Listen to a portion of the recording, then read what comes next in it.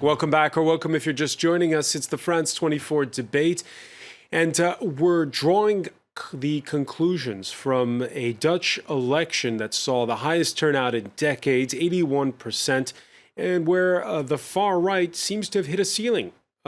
Gaining seats, yes, but limited to 20 seats in the new parliament. With us from Amsterdam, Mariëtte Schaake, member of the European Parliament for the D66 party, which has gained seats in this election. Thank you for being with us. Thanks as well to Stefan de Vries, Paris correspondent for RTL4, Aymeric Merlot, National Front Regional Councillor for the Loire Valley region, and from public policy consultants Open Cities, Famke Kramp-Müller. Welcome back to the show. One of the quirks we were talking before the break, Stefan, was how the Dutch are unfiltered in their opinions. Yeah. They tell it like it is. Election day also is pretty amazing because we saw, voting in supermarkets. We saw voting in churches, in mosques, and look at this: people bringing their bikes inside the polling station. What's that about? Well, this is just a Dutch pragmatic way of voting. Of course, voter abstention is a problem as well in the Netherlands. And a couple of years ago, they changed the system. Basically, in the national election, you can vote anywhere you like. So they opened polling booths in stations, in airports, on the most strange places, just to increase the number of voters. And, well, it basically worked because we've seen the huge voter turnout. So it's pragmatic. Well, it works also because you have a full proportional representation. Yeah, and one So if you're in the south of the country, you can still vote even if you live up north. Yeah, in the general elections, that's the case. It's just the country is just one constituency, so it doesn't really matter where you vote. Any problems with voter fraud under this? Not that I'm aware of. Probably there will be some cases of fraud, but we never really hear anything about that. So I think it's a pretty fail-safe system. All right. In part one of our discussion, we're talking about the high turnout, in part due to the threat that was perceived by pro-EU forces by the far right's Geert Wilders. The final days of campaigning marked also by a case of dueling campaigns. The Dutch kicking out Turkish ministers, sending in riot police to enforce a ban on rallying for the yes in an April 16th referendum that'll be taking place in Turkey to give more power to a President Erdogan whose characterization of the Dutch has left Europe agape. They have nothing to do with civilization. They have nothing to do with the modern world. They are the ones who massacred over 8,000 Bosnian Muslims in the Srebrenica massacre. Just to give a bit of context to this, Mariëtte Schaake, there were over 100 Dutch peacekeepers at the Srebrenica massacre. In no way did they take part in it, of course. Erdogan's words, were they a factor in this election? Well, let me underline that these are appalling words, fake words, and completely unacceptable statements under any condition. And I really regret the fact that someone like President Erdogan would say these words that are so blatantly false and appalling. In any case, I'm sure that the unfortunate confrontation last weekend played a role. It was a moment of high tensions. I live in Amsterdam, a lot of tension in the streets. In other cities like Rotterdam. And it was also a remarkable display of unity between different political parties supporting the government and its decision to not be blackmailed, is what the statement was by the Rotterdam mayor, who said that there was a lot of pressure and that there was no respect for the kinds of procedures that were going on to try to accommodate a visit by the minister and the minister from Turkey. And so I can only say that it was very unfortunate and a provocation that I think knows only losers. Famke Kramp-Müller, your thoughts on this unprecedented situation? I mean, ironically, I'd say that even though this was obviously not great from a diplomatic point of view. Prime Minister Rutte clearly benefited from it. It gave him the chance to show who's in charge. He had been campaigning on the fact that he's the prime minister and he's got the experience to deal with governing a country, essentially, and it was served to him on a silver plate to show who's got the power and how you need to react in a context where you have a candidate on the far right campaigning mostly about the fear of immigrants and integration. That was perfect for him to a certain extent. So. Yeah, I certainly think he benefited from it, and I think he also calculated it more or less because the Dutch government knew that this minister was coming. They knew it for a week, and I think maybe they not really instrumentalized it, but they certainly thought they had some thoughts, of course, that they could benefit in the campaign. Rutte says he didn't, but I don't really believe him. Of course, this is a very unfortunate international conflict between two NATO allies. But it is clear it was an election. It's an election period, and when there are elections, the reason sometimes goes on holidays. So I think that was the case this week with Rutte and Erdogan. Both sides making political hay out of it. There was the same minister who went to the French city of Metz. He had a rally, went off without a hitch, and it was end of story. Yeah, but I think we were wrong to do so. I think we are against European Union, but we are not against European solidarity. And I think that French president shouldn't have accepted that because they are not struggling. They are not offering to Turkish people who live in France a democratic point of view. They're not showing a way of adapting themselves to our nation, to our country, to live like French citizens. And I think at least the Dutch people had the courage to say that it wasn't acceptable. Famke, let me ask you on this. Did the French show a lack of EU solidarity? I guess they probably just didn't react in time, and from a very pragmatic point of view. I mean, it had happened in Germany, it had happened in the Netherlands. The Netherlands reacted a bit more strongly, and it kind of slipped through in France. I think looking back, maybe they might have dealt with it differently. But when you see it, it is a European problem. As I said, we had the same situation in Germany where it was first tolerated at the national level and said it should be dealt with at the local level. But now even Chancellor Angela Merkel has intervened and said that it's unacceptable. I think there was another reason why France let this guy in, because actually all French politicians are campaigning abroad very actively.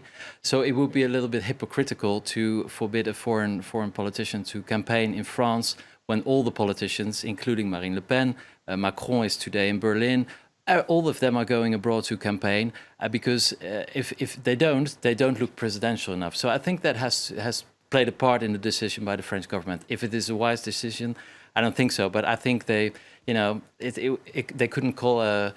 All right, you were mentioning how Mark Rutte is the big winner because he's going to be able to form the next government. Let's again try to call up the results in terms of the number of seats. And there you see, now the one that's at the bottom, correct me if I'm wrong, is the PVDA.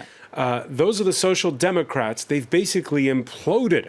And that's not specific to the Netherlands, is it? No, we see it also in of course, the UK Labour Party, and here in France as well, the PS. It's the Social Democrats basically lost the race to modernization. They are all based in the 20th century, maybe even started in the 19th century. Ironically or tragically, their program have been implemented almost everywhere in Europe. We have a very good social protection. The victim of their own success? Yeah, maybe. And they just didn't adapt to the modern times. And now they're paying the fact that they're just old-fashioned. All right, we can see in the polls how the French socialists are struggling. Is this a cautionary tale? Oh, it's gone away. We'll bring it back. Is this there it is. Thanks a lot. Is this a cautionary tale that PVDA is showing for the Social Democrats in Germany when you have that general election in September?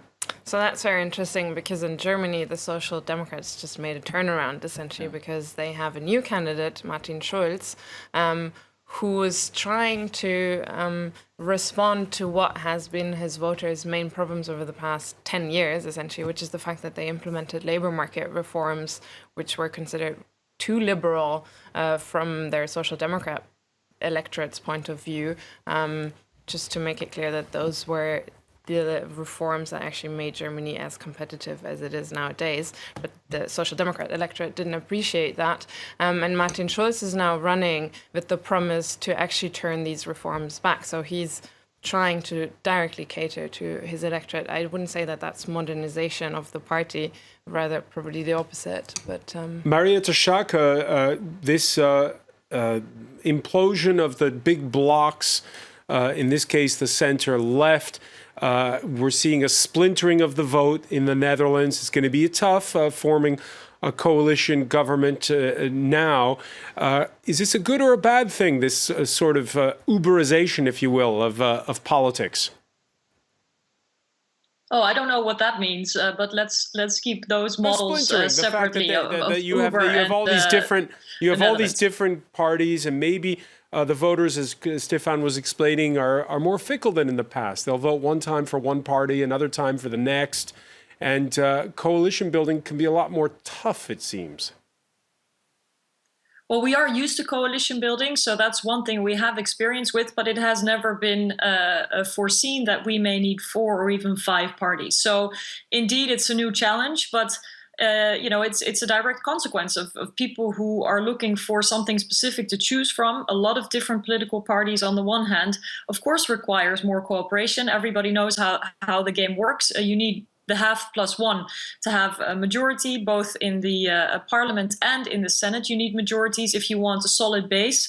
But it's a challenge we'll have to take, and we have to respect the voter outcome. So we'll deal with it pragmatically, as you just described the Dutch to be. Deal with it pragmatically, but we just talked about Mark Rutte taking a more hardline stance, especially with the standoff with Turkey's president. Could it be that if parties that are more to the left, like yours, take part in a coalition, that you'll be sucked in the way that Famke just described the Social Democrats being sucked into that grand coalition in Germany, where at the end, well, they become a turnoff to their own voters?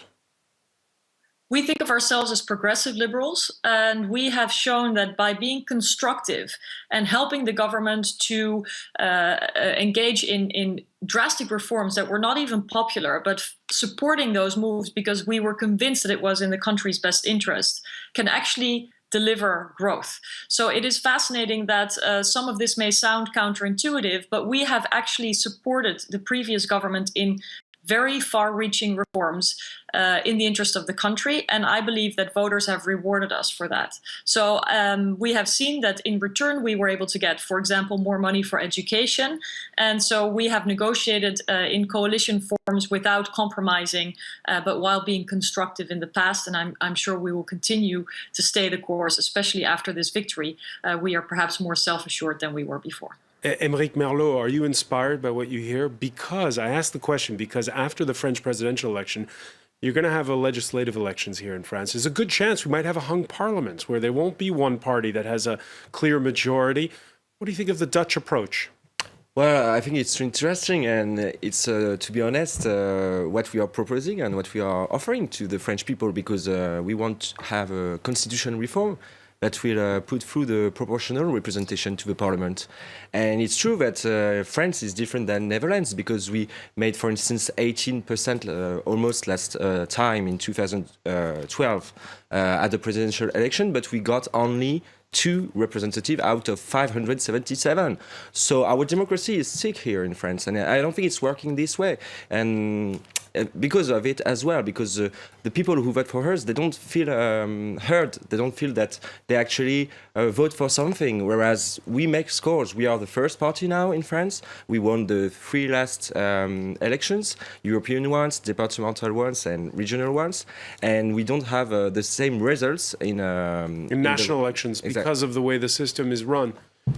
Even in the local elections as well, though. Famke, that's something that many of the candidates are saying, that they want to change in the French system. They want it to be more like the Dutch. They want more proportional representation. I have one question, though, on that front, because as far as I understand, you intend to add a 30% majority bonus to that as well. So that means Totally, this is the same biggest right. party gets a 30% majority bonus. So I understand that that's being done to increase stability, but first of all, it's very different from the Dutch system. Yeah, It doesn't favor coalition building, and second of all, 30% is relatively big compared to what's being done in other countries. Yeah, it's because our region are ruled this way, so it's just to copy the regional election system to the national one. Everybody, a lot of candidates in France are indeed asking for a proportional system, and I think it's absolutely, coming from the Netherlands, of course, I think it's very strange indeed, as you mentioned, that the Front National has about 20% of the voters in France, and they have 2 seats in parliament. They should have like over 100 seats. A lot of people are saying, no, we can't have the Front National in the Assemblée, but it's completely undemocratic, and something has to change. I'm not very sure about the bonus, because I think that, Yeah, it's a French system, because It's a very French- our coalition that wouldn't be, we had the Fourth Republic, and it was pretty much ungovernable. So, Or you could follow the example of the Germans, who put everything in writing when they have a coalition first. But there's a reason that a lot of people are very disappointed with politics in France nowadays, because they don't feel represented in the French Parliament. And if there's 20% of the population that don't see themselves in the Assemblée, they're very unhappy. All right, this conversation would not be complete if we didn't talk about the man who's been described as the Justin Trudeau of Dutch politics, the leader of the Green Left Party. He's 30 years young. His name is Jesse Klaver. His father of Moroccan heritage, his mother of Dutch and Indonesian heritage. And here's what he says about the recipe of his party's success, the one that gained the most seats in Wednesday's vote. I've a lot of I'm very critical about the third way in social democracy, but going back to the second or the first way is not the way to go. You have to go forward. So when you say we have to open the coal mines again, I think that's not the policy that fits in this century. So I think the left has to reinvent itself, and I think we did it. We reinvented ourselves, and we make people proud again by saying, I'm left-wing. Marietta Schaake, do you feel more of a kinship with Klaver's party or with the party of Prime Minister Rutte? Well, we assess partnerships or collaboration on substance. So if you give me a topic, for example, the environment, yes, we cooperate along similar lines and have similar programs to the Green Left. But a lot of what the Green Left has promised is quite vague, to be honest. So it's a appealing narrative. We have seen this, a completely different system. But if you look at the figures of what it would cost in terms of taxes that would increase, anything from packaging to meat consumption, there's a lot that has to be spelled out in detail. And it will be really up to them to show how they're going to implement a lot of these narratives that are more about a vision than of a concrete program in many ways. So we will assess cooperation, as we always do, on the basis of substance. All right, and issue by issue. Famke Grandmüller, earlier you talked about, Stefan de Vries was talking about how the Social Democrats across Europe have been victim of their own success. Many of their policies have been taken on board. People don't see the interest anymore. I know that in Germany it's the case with the Greens. How do you explain the surge of the Green Left Party in the Netherlands? I guess it's the combination. I want to compare it to what's happening in France with Macron to a certain extent. There is a part of the electorate that seems to be very attracted to an openly pro-European, progressive, liberal party that takes into account the environment and talks about the future. I guess that's a lot of subjects. But you can see it in other countries as well. In Germany, the Greens are also a very progressive pro-European party that are able to collect a significant amount of votes, especially but they hit a ceiling, urban elites. Yes, depending on what their direct party environment is doing and campaigning on. Stefan de Vries, what's been the success then of this Groen, how do you pronounce it? GroenLinks. Oh, thank you.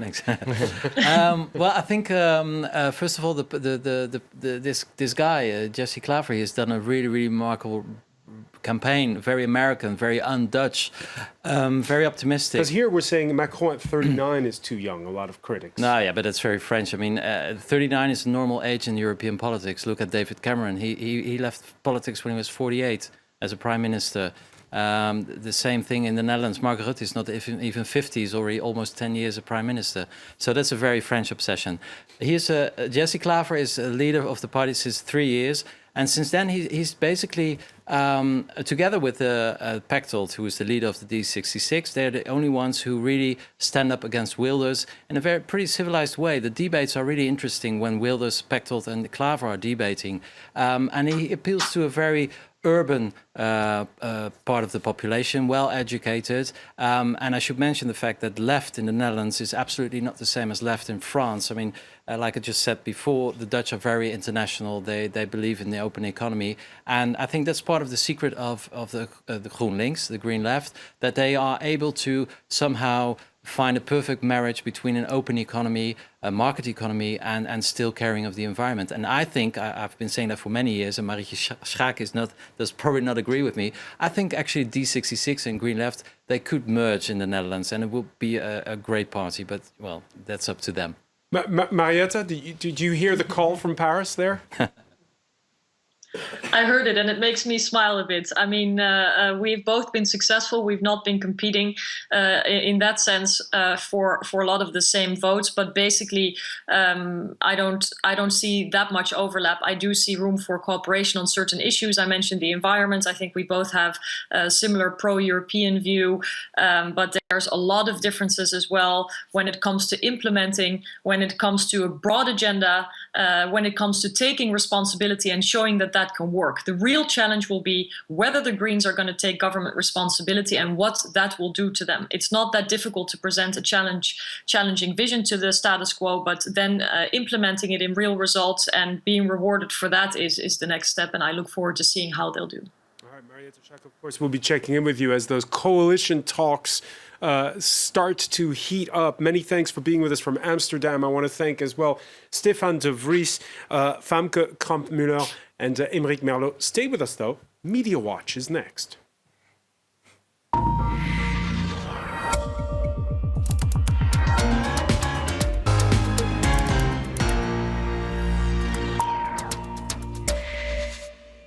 We say hello to James Creedon. Hi, François. So just a look at how the reactions have been coming in on social media. I suppose some of them getting a little bit, some of these tweets dating from this morning or even yesterday evening. You have Marcel van Herpen, who is a member of a think tank in the Netherlands. The Dutch are waking up with relief on this sunny day. The problem is that there is still a super Wilders in the USA. So I suppose populism in general not completely behind us. And this was a tweet that he also published last night saying that the prospects do look good now in France and Germany. Some people cautioning him on that, saying, I'd love to cheer with you. This is Hugo Cornelis replying to that tweet. But Geert Wilders still got more votes than in the last election. In other words, this is still a rising tide, I guess. Less than predicted, but still a gain. So perhaps not so much reason for optimism from that particular Twitter user. This is another comment on the Dutch elections. I'm not Dutch, but their election results have given me hope. Thanks for saying no to hate and bigotry. And really, there were a lot of comments like that across social media, seeing this as a very positive sign and a break in the rising tide of populism. You had, of course, other European countries welcoming the results. This is a tweet from the German Foreign Office saying that this is very good news. We also had François Hollande taking to Twitter, warmly congratulating the Dutch on a clear victory against extremism, and the Foreign Minister said something similar on his on his Twitter account, saying that this is getting in the way of the rise of the far right. But you did, throughout this campaign, see a lot of, I think, racist comment on social networks, the borrowing of slogans that we had seen in the Trump campaign, such as America First. You have here Netherlands First, and this is only Twitter content in English, so I'm sure there was a lot more of it in Dutch. So that tweet actually is, I suppose, saying, well, at least it was in fact the Netherlands first and Wilders second, so turning that slogan back on Geert Wilders. But you did have a lot of tweets coming across on social media with that slogan Netherlands first, in that rather odd, distorted references to Van Gogh. Right, starry night with, I think, aliens in the sky, rather perplexingly. What else? Nexit. I suppose all of these new coined terms, Frexit, Brexit, Nexit, coming up on social media as well. And this person here hoping that Brexit would lead to Nexit, would lead to Frexit. In any case, speaking of Brexit and Frexit, you had this rather odd situation of Nigel Farage interviewing Marine Le Pen on British radio, the LBC channel. And I suppose one of the choice quotes that came through from that interview yesterday evening that has been shared across many media is, "Britain has shown France how to leave." So Marine Le Pen clearly optimistic nonetheless that no Nexit does not mean no Frexit.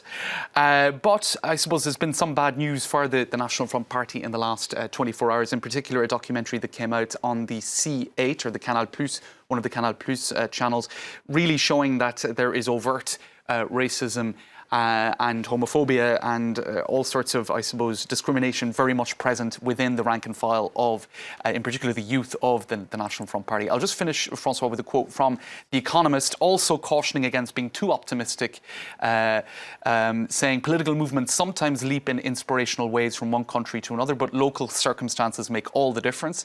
This article points out that the French political system is more rigid than the Dutch, and that because Marine Le Pen and the Front National have been kept out by various coordinated voting, I suppose, of all levels of government for years, the prospect of a sudden breakthrough is perhaps greater in France than it was in the Netherlands. So, all right, so many questions on the back of what you just said, but unfortunately we're out of time. Right. I want to thank you. I want to there will thank be our more panel debates, once again. I'm sure. Thank you for joining us here in the France 24 debate.